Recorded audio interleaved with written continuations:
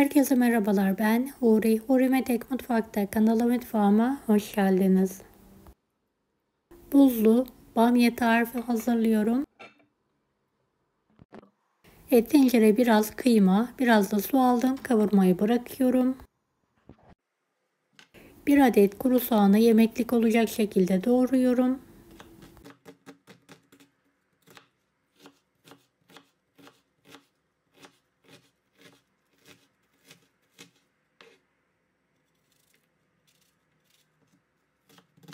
Beni hangi ülkeden veya şehirden izliyorsunuz merak ediyorum. Yoruma yazarsanız sevinirim.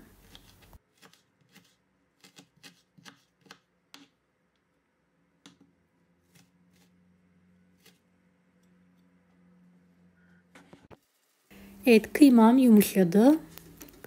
Kaşık yardımıyla ezerek kavuruyorum.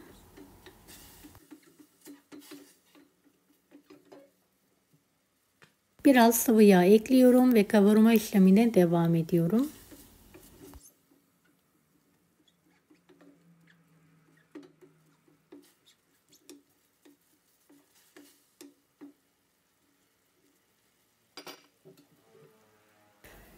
Evet, soğanı da ilave ediyorum.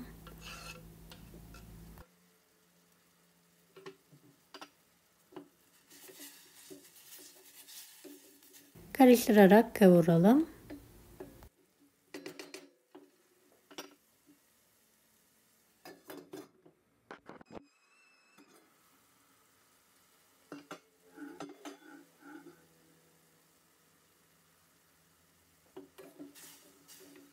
Soğanlar da tamamen kavrulduktan sonra yarım yemek kaşığı biber salçası ekliyorum.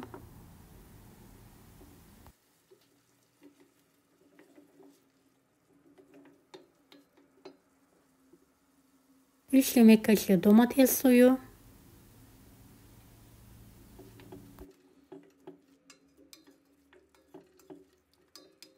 Karıştırarak kavuralım.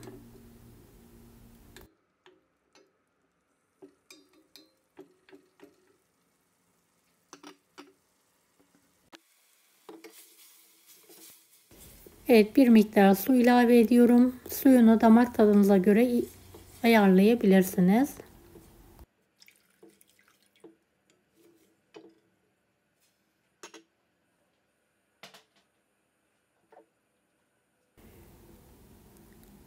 Tuz. Bir parça limon tuzu atıyorum.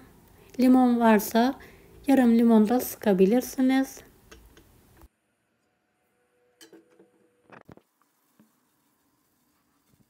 Buzluktan çıkardım. Buzunu yıkayarak çözdürdüm. Bamyayı tencereye alıyorum. Kapağını da kapatıyorum.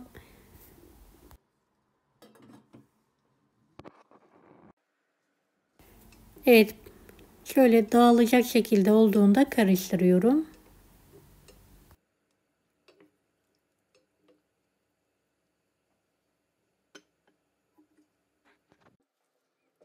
Evet, kontrol ediyorum. Bamyam pişmiş, yumuşamış. Altını hemen kapatıyorum. Deneyecek olan herkese şimdiden kolaylıklar dilerim. Allah'a emanet olun.